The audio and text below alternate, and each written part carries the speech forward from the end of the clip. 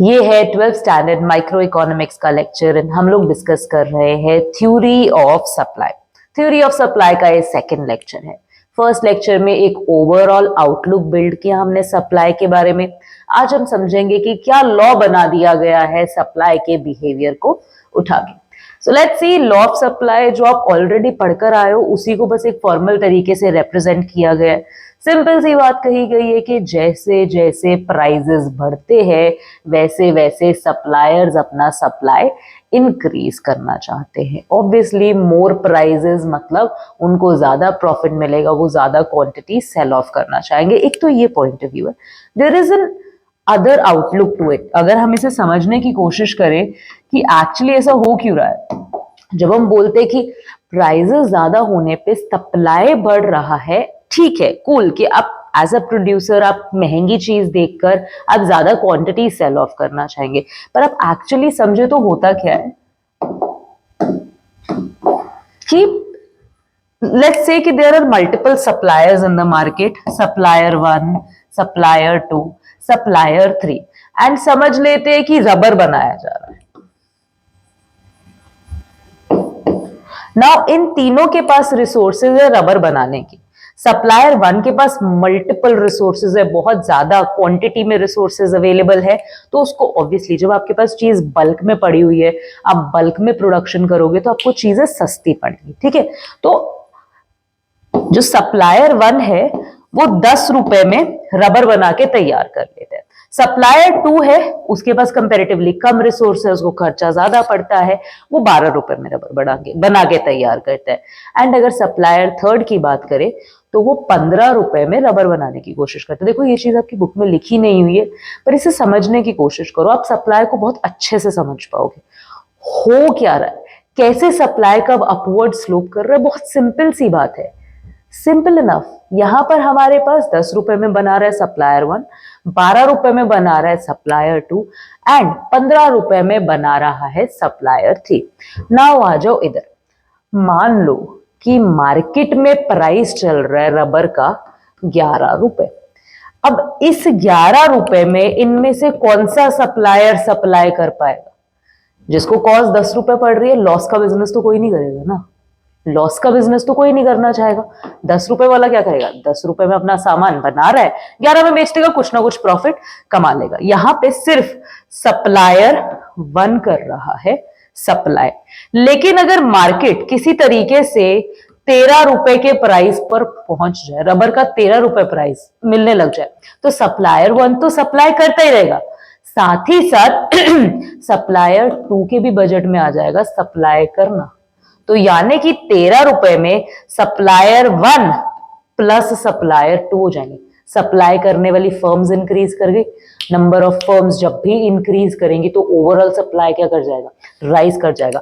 मान लो प्राइस हो गया 17 रुपए, तो अब सप्लायर 1 सप्लायर 2 तो कर ही रहे हैं सप्लाई, सप्लायर 3 जिसको 15 रुपए का कॉस्ट पड़ रहा था वो भी क्या करने लग जाएगा, सप्लाई करने लग जाएगा। इस तरीके से एक ये भी पॉइंट ऑफ व्यू है कि जब प्राइजेस क्या होते हैं, राइज करते हैं, तो जिन सप्लायर्स को कॉस्ट ऑफ प्रोडक्शन पहले महंगा लग रहा होता है उनके लिए भी कुछ ना कुछ प्रॉफिट आ जाता है मार्केट में, जिसको टैप कर सकते हैं एंड वो सप्लाई क्रिएट करने लग जाते हैं, जिसकी वजह से सप्लाई इंक्रीज कर जाता है। लॉजिकल इनफ, कुछ कुछ बात समझ में। अच्छा, आपकी बुक आपको क्या बोलेगी, सिंपल सी बात, आपकी बुक आपको सिंपल सी बात बोलेगी कि सप्लाई के और प्राइस के बीच में एक डायरेक्ट रिलेशन है। अगर प्राइस गिरेगा सप्लाई गिरेगी, सप्लाई बढ़ रही है क्योंकि प्राइस इंक्रीज कर रहा है। इसी को नाम दे देंगे law of supply. The law of supply states that other things remaining constant, quantity supplied increases with increase in own price of the commodity and vice versa। बढ़ेगा अगर प्राइस बढ़ा, घटेगा अगर प्राइस घटा। तो सिंपल सी बात। अदर थिंग रिमेनिंग कांस्टेंट का क्या मतलब है, जो पिछले लेक्चर में डिटर्मिनेंट्स ऑफ सप्लाई पढ़कर आए हो, मल्टीपल फैक्टर सप्लाई को अफेक्ट कर रहे हैं, उन सबको कांस्टेंट मानना है, सिर्फ प्राइस को ही स्टडी करना है, तभी आपका ये लॉ क्या करेगा, काम करेगा। हाँ है ना। तो अगर इसकी बात करें, स्केड्यूल कैसा दिखेगा, जैसा आप नॉर्मल स्केड्यूल देख कर आए हो, सेम टू सेम। प्राइजेस दिए हुए हैं, प्राइजेस बढ़ते जाएंगे, सप्लाई भी क्या करेगी, इंक्रीज कर देंगी। इसको बोलेंगे tabular representation, law of supply का। ग्राफिकल रिप्रेजेंटेशन भी सेम टू सेम ही दिखेगा। यहां पर हमारे पास क्या है, प्राइजेस है, यहां पर हमारे पास क्या है, क्वांटिटी सप्लाइड है। क्या नोटिस करेंगे अपन लोग कि जैसे जैसे प्राइस इंक्रीज कर रहा है वैसे वैसे क्वांटिटी सप्लाई भी क्या करेगी, इंक्रीज करेगी। मान लो 10 प्राइस है, 10 ही क्वांटिटी डिमांडेड है, quantity supplied, sorry quantity supplied है। अगर प्राइस बढ़ गया 20 हो गया, क्वांटिटी सप्लाइड भी क्या करी, इंक्रीज कर गई। 30 हो गया प्राइस, क्वांटिटी सप्लाइड भी क्या करी, इंक्रीज। सप्लाई बेसिकली क्या करेगी, बढ़ती जाएगी जैसे जैसे प्राइस इंक्रीज कर रहा है। हाँ या ना, इतनी बात हमें समझ में आ रही है। तो अज्यूम क्या करके चल रहे, हम ये लॉ ऑफ डिमांड ट्रू कब होगा, ट्रू तभी होगा जब ये जितने भी फैक्टर्स हमारी सप्लाई को अफेक्ट करते हैं, आप मान के चलो कि इनमें कोई भी बदलाव नहीं आ रहा है। सिर्फ जो ओन प्राइस ऑफ कमोडिटी है, कमोडिटी का खुद का प्राइस ही बदल रहा है, उसी की वजह से हम लोग चेक कर रहे हैं कि सप्लाई पर क्या इफेक्ट पड़ रहा है। नाउ कहीं ना कहीं मन में सवाल आता है कि यार मार्केट में जो उतरोगे ये सारे फैक्टर्स भी तो अफेक्ट करेंगे ही ना, इनको कांस्टेंट क्यों माने। So we can understand it like this कि एक बेसिक फैक्टर के अफेक्ट को स्टडी करने के लिए हम बाकी फैक्टर्स को बोलते हैं कि भाई तुम लोग रुको, क्योंकि अगर आप इन सबको एक साथ हिलाओगे तो आप किसी एंड रिजल्ट तक पहुंच नहीं पाओगे। इसीलिए वो क्या करते हैं बेसिकली इकोनॉमिक मॉडल्स में, जब आप सप्लाई का रिलेशन पढ़ोगे रिलेटेड गुड्स के साथ, तो बाकी सारे फैक्टर्स इंक्लूडिंग प्राइस को क्या करेंगे, कांस्टेंट मान लेंगे। जब आप पढ़ोगे स्टेट ऑफ टेक्नोलॉजी के साथ रिलेशन, तो स्टेट ऑफ टेक्नोलॉजी को छोड़ के बाकी सारे factors including price, own price of commodity, सबको क्या मान लेंगे, कांस्टेंट मान लेंगे। कांस्टेंट मानने का आइडिया बेसिकली क्या करता है कि कॉपी किताब पे आपका कोई मॉडल वर्केबल हो जाए, आप एक रियल लाइफ का रफ मॉडल बना के चीजों को एस्टिमेट लगा पाओ, कुछ कॉपी पे कैलकुलेट कर पाओ। अगर अगर हम इन सारे फैक्टर्स को एक साथ हिलाते तो आप एंड ऑफ द डे किसी रिजल्ट तक कभी पहुंच ही नहीं पाओगे। इसीलिए मॉडल को वर्केबल बनाने के लिए, रियल लाइफ को मॉडल के थ्रू अंडरस्टैंड करने के लिए हम लोग क्या करते हैं, कुछ ना कुछ अजम्पशंस क्रिएट कर लेते हैं, मान के चल लेते हैं कि भाई ऐसा मान लो, एक बार के लिए मान के चल रहे हम कि इन चीजों में कोई भी बदलाव नहीं आएगा। No change in price of related goods, number of firms in the industry, goal of the firm, price of factor of production, state of technology, expected future prices, government policies, किसी में कोई भी चेंज एग्जिस्ट नहीं कर रहा है। Assumption समझ आ गई। तो लॉ फेल कहां हो रहा है, जो लॉ ऑफ सप्लाई है उसके एक्सेप्शंस क्या है। लॉ ऑफ सप्लाई क्या बोल रहा है, सिंपल सी बात बोल रहा है कि सप्लाई बढ़ेगी जब प्राइसेस बढ़ेंगे, सप्लाई घटेगी जब प्राइसेस घटेगी। पॉजिटिव रिलेशन दिखा रहा है सप्लाई और प्राइसेस के बीच में, हाँ या ना। नाउ कहां पर ये वाला रिलेशन फेल हो जाता है, ये हमारे पास 3 सिचुएशंस है। फर्स्ट है एग्रीकल्चरल आउटपुट। मान लीजिए कि एग्रीकल्चरल आउटपुट पे चीज फेल कैसे हो जाती है कि हमने क्या किया, हमारे पास एक पीस ऑफ फार्म है, यहां पर हम वीट उगाएंगे, हाँ या ना। यहां से 10 kg वीट निकलेगी, निकलना पॉसिबल है ना। हुआ क्या, due to rains, due to किसी भी मौसम के फैक्टर की वजह से हमारी फसल हो गई खराब, एंड सिर्फ 2 ही kg यहां से हम आउटपुट क्रिएट कर पाए, बाकी की 8 kg फसल खराब हो गई ना। अगर मार्केट में प्राइस राइज भी हो जाए, प्राइजेस बढ़ भी जाए, तो भी हम सप्लाई इंक्रीज नहीं कर पाएंगे। अगर मान लो प्राइस पहले था 10 रुपए, आप 10 रुपए पे 10 kg बेचने को ओके थे, लेकिन अब आपका प्रोडक्शन कितना हुआ है, 2 kg। मान लो इस 10 रुपए की जगह आपको कोई 20 रुपए भी दे दे या 200 रुपए भी दे दे, तब भी आप 2 kg से ज्यादा तो नहीं बेच पाओगे ना। 2 kg से ज्यादा सप्लाई तो नहीं कर पाओगे ना। यानी कि प्राइजेस तो बढ़े लेकिन सप्लाई में कोई चेंज नहीं आया। क्यों? क्योंकि एग्रीकल्चरल आउटपुट जो है वो नेचुरल फैक्टर्स पे डिपेंड कर रहा है, तो इसकी सप्लाई को हम आर्टिफिशियली उस हद तक कंट्रोल नहीं कर सकते। इसीलिए क्या बन जाती है? एक्सेप्शन बन जाती है लॉ ऑफ सप्लाई की। नेक्स्ट हमारे पास क्या है? Goods of social distinction. Social distinction goods होती है जो आपको सोशली बेटर फील करवाती है, जैसे कि आप एक मर्सिडीज ले आए, एक लैम्बोर्गिनी ले आए, एक बहुत अच्छा बंगलो खरीद ले। ये सारी चीजें आपको सोशली डिस्टिंक्ट, सोशल समाज से अलग खड़ा करती है, आपको बेटर फील कराती है कि यार मैं आम लोगों से या मेरी सोसाइटी जिसमें मैं एग्जिस्ट कर रहा हूं उससे मैं क्या हूं? डिस्टिंक्ट हूं, मैं अलग हूं। स्टेटस सिंबल गुड्स जो हमारे पास होती हैं उन्हें हम क्या बोल देते? Socially distinction goods. Now in goods की प्राइजेस अगर राइज कर भी जाए तो भी सप्लाई राइज नहीं करेगी। रीजन क्या है? सोशल डिस्टिंक्शन वाली जो गुड्स होती है अगर सप्लाई इसका बहुत ज्यादा इंक्रीज कर जाए तो ये कॉमन हो जाएंगी। कॉमन हो जाएंगी तो आप सोशली डिस्टिंक्ट फील नहीं करोगे। यानी कि जिस स्टेटस को दिखाने के लिए ये गुड्स बनाई गई हैं, ये गुड्स वो पर्पस कंप्लीट करना ही बंद कर देंगे।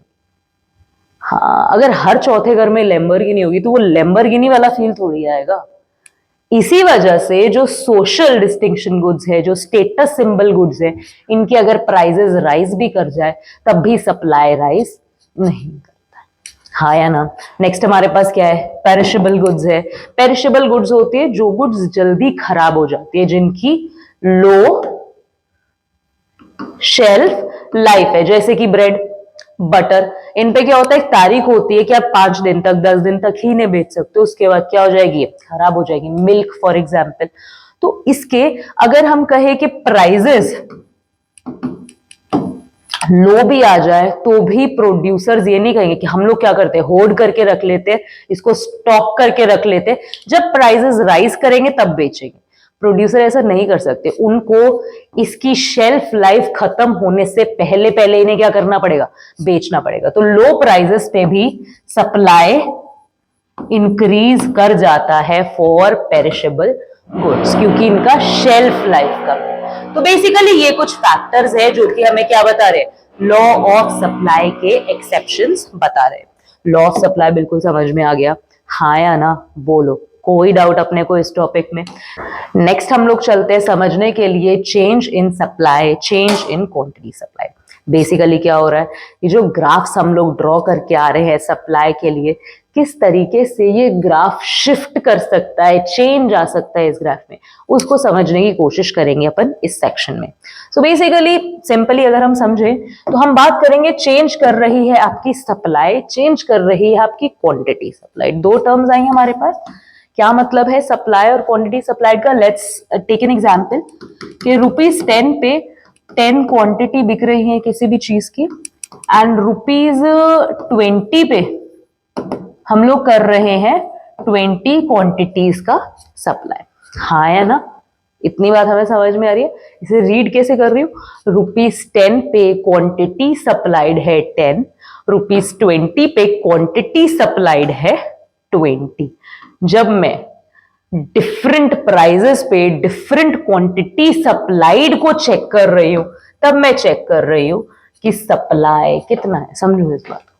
जब मैंने चेक किया 10 पे कितना क्वांटिटी सप्लाइड है 10, 20 पे कितना क्वांटिटी सप्लाइड है 20, लेकिन जब मैंने चेक किया 10, 20 के अगेंस्ट कितना कितना क्वांटिटी डिमांडेड है इन होल, तब मैं बात कर रही हूं सप्लाई की ना। आपकी सप्लाई में चेंज कैसे आएगा एंड आपकी क्वांटिटी सप्लाइड में कैसे चेंज आएगा? देखो, क्वांटिटी सप्लाइड में आपको चेंज यहीं से दिख रहा है।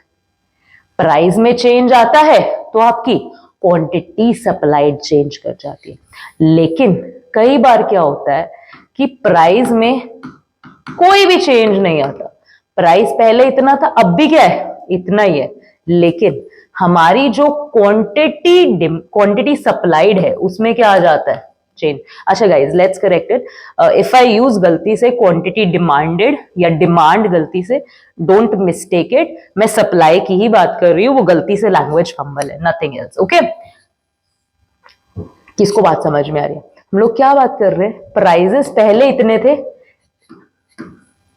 अब ए के प्राइजेस क्या है, सेम ही है, प्राइजेस में कोई चेंज नहीं आया, लेकिन स्टिल हमारी क्वांटिटी सप्लाई चेंज कर गई। तो हम बात करेंगे यहां पर और यहां पर फर्क क्या है, सप्लाई ही चेंज कर गई है। जब हम इधर देख रहे थे 10 to 20, यहां पर हमारी क्वांटिटी सप्लाइड बदली थी, लेकिन यहां पर हमारा सप्लाई का स्केड्यूल ही पूरा बदल गया। तो जब हम चेंज इन सप्लाई की बात करेंगे तब हम बात करेंगे कि प्राइसेस में बदलाव ना है, लेकिन फिर भी डिमांड क्या कर जाए, सॉरी सप्लाई क्या कर जाए, चेंज कर जाए। चेंज इन क्वांटिटी सप्लाइड में हम क्या बात करेंगे कि जो आपके प्राइजेस में चेंज आने की वजह से क्वांटिटीज सप्लाइड है वो क्या कर जाए, चेंज कर जाए। लेट्स सी, आराम से समझते हैं इसको। ओके, सबसे पहले हमारे पास क्या है, सबसे पहले हमारे पास है कि अगर own price of a commodity change कर जाए, तो पहले मान लो प्राइस था लेट्स से 10, क्वांटिटी डिमांडेड थी 1, फिर प्राइस बदल गया हो गया 20, क्वांटिटी डिमांडेड भी क्या कर गई, बदल गई, हो गई 2। यहां पर जब आप एक पॉइंट से दूसरे पॉइंट पर मूव कर रहे हो तो हुआ क्या है, प्राइजेस इंक्रीज करने की वजह से क्वांटिटी सप्लाइड भी क्या कर गई, इंक्रीज कर गई। हाँ या ना, किसको बात समझ में, इसको हम क्या कहेंगे,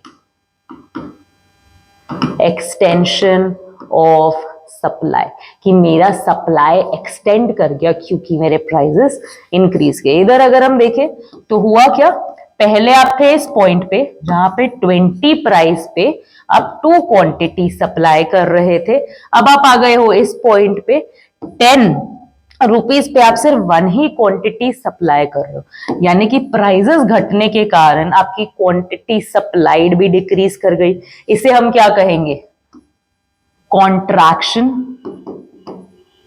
ऑफ सप्लाई। ध्यान से समझो हुआ क्या है, यहां पे कुछ नहीं हुआ, प्राइसेस में चेंज आया, प्राइसेस में चेंज आया। प्राइसेस में चेंज आने की वजह से जब आपकी क्वांटिटी सप्लाई चेंज करती है, या तो क्वांटिटी सप्लाइड बढ़ जाएगी रिस्पॉन्स में, या क्वांटिटी सप्लाइड घट जाएगी रिस्पॉन्स में। जब भी क्वांटिटी सप्लाइड ये बिहेवियर शो कर रही है तो उसे हम नाम देते हैं movement along the supply curve. Supply curve आगे पीछे कहीं मूव नहीं किया, सप्लाई कर्व के ऊपर ही क्या हो रहा है, ऊपर नीचे ऐसे मूवमेंट हो रहा है। इसे बोलते हैं movement along the supply curve. ये किस वजह से आ रहा है, ये आ रहा है क्योंकि क्वांटिटी डिमांडेड चेंज की है, क्वांटिटी सप्लाइड चेंज की है, क्वांटिटी सप्लाइड। ये तो आपको समझ में आ गया ना, ये मेरा कॉमन मिस्टेक मैं कर रही हूँ, बार बार डिमांड सप्लाई को रिप्लेस कर रही हूँ, कोई इशू नहीं रखना इसका, समझ रहे हो ना। क्वांटिटी सप्लाइड क्या कर रही है, यहां पर चेंज कर रही है। हाँ है ना, सप्लाई नहीं मूव किया, क्वांटिटी सप्लाइड, कितनी क्वांटिटी सप्लाई हो रही है वो चेंज की है। लेकिन अगर हम देखें इसे, यहां पर क्या हो रहा है, हमारा जो सप्लाई कर्व है वो ही शिफ्ट कर जा रहा है। यहां पर वो आप लोग पहले, हाँ या ना, अब आप कहां पर पहुंच गए हो, या तो यहां पर पहुंच गए हो या फिर आप यहां पर पहुंच गए हो क्या रहा है, देन अगेन क्या हो रहा है यहां पर अगर आप नोटिस करोगे ना,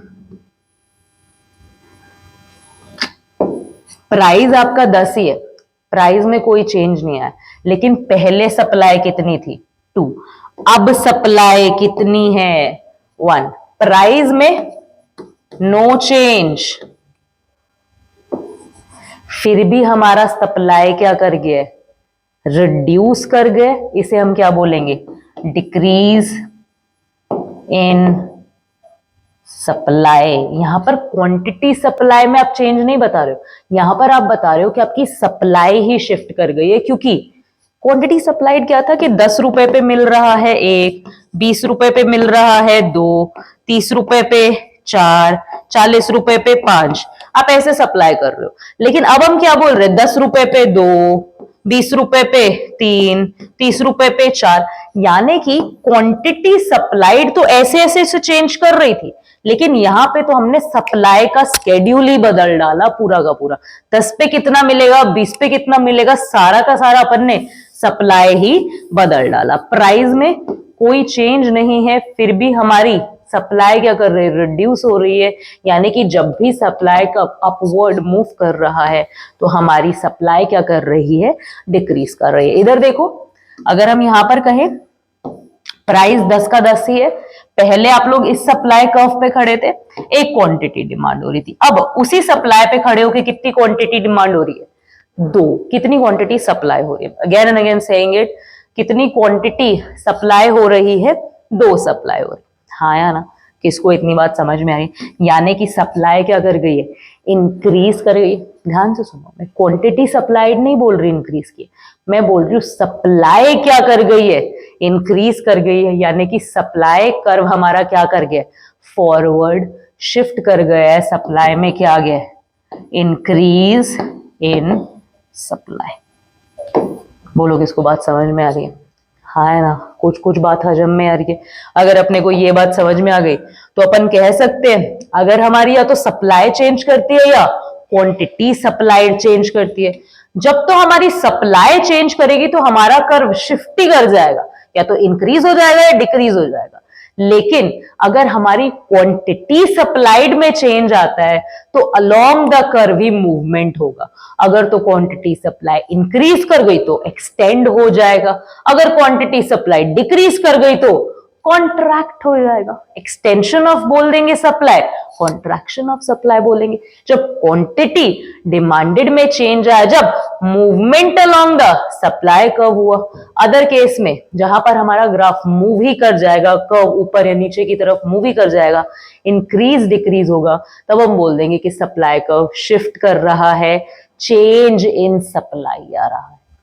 बोलो इतनी बात समझ में आ रही है? अगर अपने को इतनी बात समझ में आ गई तो अब बताओ किस तरीके से अलग अलग फैक्टर्स को अफेक्ट करेगी।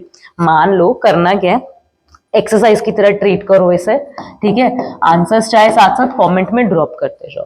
क्या बोला है कि टेक में चेंज आ गया, टेक क्या होगा, बेटर हो जाएगा। हाँ या ना?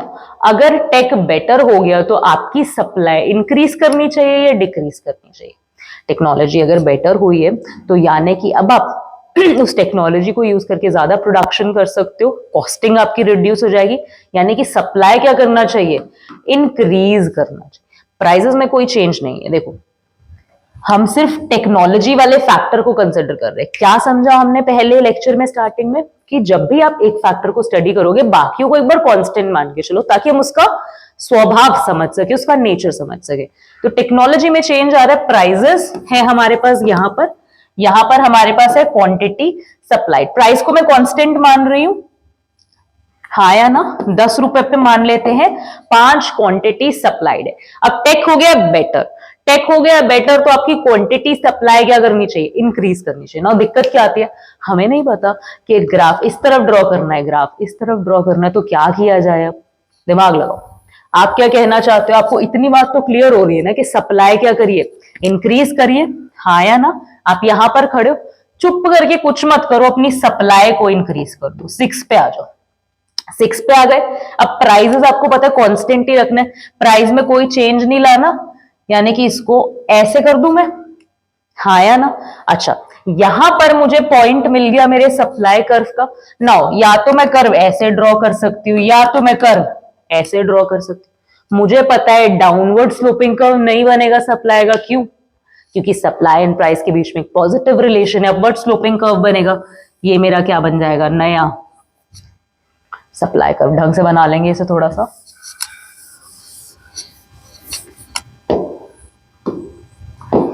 ये मेरा क्या बन जाएगा, सप्लाई कर्व बन जाएगा। इसे मैं क्या कहूंगी, सप्लाई मेरी इंक्रीज कर गई है। बोलो किसको बात समझ में आ रही है? एक्सरसाइज समझ में आ गया कैसे करना है? चलो अगला करें। अब हमारा क्या हुआ है, चेंज इन इनपुट प्राइस। जो आपके पास इनपुट थे,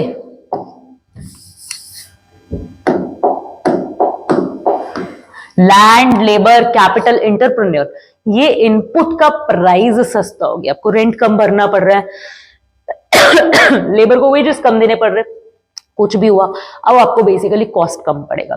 अगर कॉस्ट कम पड़ रहा है, हाँ या ना? कॉस्ट कम पड़ा, सप्लाई इंक्रीज होगी या सप्लाई डिक्रीज होगी? सप्लाई इंक्रीज हो जाएगा, ऑब्वियस सी बात है। अब आप ज्यादा आउटपुट बना पा रहे हो, सप्लाई इंक्रीज होगा, तो हमें पता लग गया पिछले ग्राफ में कहां जाएगा कर्व, यहां। अब दिमाग लगाओ, इनका कॉस्ट इंक्रीज भी तो हो सकता है, जरूरी तो नहीं है ना कि इनका कॉस्ट डिक्रीज ही होगा। कॉस्ट ऑफ इनपुट हमने कहा डिक्रीज हो गया, तो हमारी सप्लाई क्या कर गई, इंक्रीज कर गई। लेकिन अगर कॉस्ट ऑफ इनपुट क्या हो जाए, इंक्रीज हो जाए, यानी कि हमें कॉस्ट महंगा पड़ने लग जाएगा, बनाना महंगा पड़ने लग जाएगा, तो हम कम बना पाएंगे। उस केस में हमारा सप्लाई क्या करेगा, रिड्यूस कर जाएगा। पेपर में इसको दिखाना कैसे, एक प्राइस लो, हाँ या ना, एक प्राइस लो 10 एंड 5, ये आपका क्या है, S0 है, ठीक है। उसके बाद आपने क्या बोला कि प्राइजेस इतने ही हैं एंड हमारी सप्लाई क्या कर गई है, इंक्रीज कर गई है। ये कौन से प्राइस की बात हो रही है, price of the commodity, input की बात नहीं कर रही। इनपुट में आपको क्या दिखाना है कि इनपुट जो है मेरा, इनपुट इसका प्राइस क्या कर गया है, इंक्रीज कर गया है, यानी कि अब मुझे महंगा पड़ेगा, मैं सप्लाई क्या करूंगा, कम करूंगा। S0 से रिप्रेजेंट कर रहा हूं, नहीं S2 से रिप्रेजेंट कर रहा हूं। यानी कि हुआ क्या, सेम प्राइस पे अब मैं क्या करूंगी, कम क्वांटिटीज प्रोड्यूस करूंगी। बोलो, कम क्वांटिटी सप्लाई करूंगी क्योंकि कम बना पाऊंगी। अगर इनपुट क्या हो जाए, इनपुट की कॉस्ट सस्ती हो जाए, तो सप्लाई क्या कर जाएगी, इंक्रीज कर जाएगी। उसे मैं S1 से डिनोट कर रही हूं। उसका ग्राफ मैंने यहां पे बना दिया, कितना आ गया मेरा, 6 आ गया। इस तरीके से अपने को क्या करना है, चीजों को रिप्रेजेंट करना, आपको बताना पड़ेगा। जब आपको फॉर एग्जाम्पल क्वेश्चन आ गया कि बताओ कि कैसा इफेक्ट पड़ेगा इनपुट्स का, तो आप दोनों सिचुएशंस को एक्सप्लेन करोगे। कैसे करोगे, आप बताओगे कि फर्स्ट सिचुएशन में मेरा इनपुट का प्राइस इंक्रीज कर गया, सेकंड में डिक्रीज कर गया। आपके पास एक कॉमन लाइन होनी चाहिए जिससे आप इंक्रीज और डिक्रीज का मूवमेंट शो करोगे। एक कॉमन लाइन था, मेरा बेस था, उससे मैंने पहले क्या कर दिया, सबसे पहले इंक्रीज कर दिया, फिर डिक्रीज करके देख लिया। यहां पर मेरा क्या हो रहा है, बेसिकली इंक्रीज हो जाएगी सप्लाई, यहां पर मेरी सप्लाई क्या हो रही है, रिड्यूस हो रही है। कि उसको बात समझ में आ रही है, नहीं डिसाइड कर पाते ऊपर बनाना नीचे बनाना, सप्लाई लिख लिया करो पहले, प्राइजेस तो उतने ही रहेंगे, फिर उन दोनों प्राइजेस के साथ उस पॉइंट को मैच कर लिया करो, वहां पे सप्लाई कर्व ड्रॉ कर लिया करो। As simple as that. बोलो, चलो नेक्स्ट पे चले। नेक्स्ट हमारे पास क्या है, एक second, let me open it. Change in price हम कर चुके। मान लो जीएसटी में कुछ बदलाव आ जाए, टैक्सेस क्या करने पड़े, आपको ज्यादा पे करने पड़े, टैक्सेस हाई पे करने पड़े। अगेन, अगर टैक्सेस हाई पे करने पड़ेंगे तो आपका कॉस्ट क्या हो जाएगा, इंक्रीज हो जाएगा। कॉस्ट इंक्रीज हो गया तो आपकी सप्लाई क्या कर जाएगी, रिड्यूस कर जाएगी। अगर कॉस्ट जीएसटी हो गया, घटा दिया, तो आपका कॉस्ट कम हो जाएगा, सप्लाई क्या कर जाएगी, इंक्रीज कर जाएगी। As simple as that. हाँ या ना, यहां पर मेरी सप्लाई इंक्रीज की है, यहां पर मेरी सप्लाई डिक्रीज की है। डिक्रीज की है क्योंकि जीएसटी क्या किया था, राइज किया था। इंक्रीज की है क्योंकि जीएसटी क्या हो गया था, लोअर कर दिया गया। हाँ या ना, आगे बढ़े। नेक्स्ट हमारे पास क्या है, सब्सिडीज का क्या फर्क पड़ेगा। सब्सिडी होता क्या, सब्सिडीज बेसिकली होता है कि गवर्नमेंट अक्सर क्या करती है, मान लीजिए आपका प्रोडक्ट 100 रुपए में बन के तैयार हुआ है, 100 रुपए का आपको खर्चा आ रहा है, लेबर का, प्रॉफिट का, लैंड का रेंट, कैपिटल का इंटरेस्ट, सारा कुछ मिला के आपका प्रोडक्ट 100 रुपए में बन के तैयार हुआ है। नाउ आप 100 रुपए में इस प्रोडक्ट को बेचना चाहते हो, पर गवर्नमेंट को लगता है कि ये जो आपका प्रोडक्ट है ना, ये लोगों की जरूरत है, एंड इस जरूरत को पूरा करने के लिए 100 रुपए बहुत ज्यादा है। तो गवर्नमेंट को कहती है कि आप एक काम करो, प्रोडक्ट को 100 रुपए का मत बेचो, प्रोडक्ट को 50 रुपए का बेचो। आप कहोगे भाई हमारा तो खर्चा नहीं पूरा आएगा, 50 रुपए का तो हम बेच नहीं पाएंगे, हमारा कॉस्ट कितना है, 100 है। तो गवर्नमेंट के लिए टेंशन क्यों लेते हो, ये वाले जो ₹50 जो आपके बचे हुए हैं, ये तो आप मार्केट से कमा ही रहे हो, हम 50 रुपए का तो आपको बेचने को बोल ही रहे, जो बाकी का 50 रुपए वो हम आपको दे। इस 50 रुपए को हम क्या नाम दे देते हैं, सब्सिडी नाम देते हैं। बेसिकली जो part of cost government bear कर लेगी उसे हम क्या बोल देंगे, सब्सिडी बोल देंगे। तो अगर सब्सिडी ज्यादा होंगी तो आपको कॉस्ट कम पड़ेगी, इसीलिए आप क्या कर पाओगे, सब्सिडीज अगर हाई होगी तो पॉसिबिलिटी है कि आप अपना सप्लाई भी क्या कर दोगे, इंक्रीज कर दोगे। सब्सिडीज अगर लो होंगी तो आपको कॉस्ट ज्यादा पड़ेगा, तो आप कंपेरेटिवली अपना सप्लाई भी क्या रखोगे, कम रखोगे। As simple as that. यहाँ पे आज के लेक्चर में हमने काफी चीजें कवर की। Again I am saying this कि सप्लाई चैप्टर में इसीलिए थोड़ा फास्ट कर रही हूँ क्योंकि मैं उम्मीद कर रही हूँ कि हम लोग डिमांड साथ साथ पढ़ रहे हैं।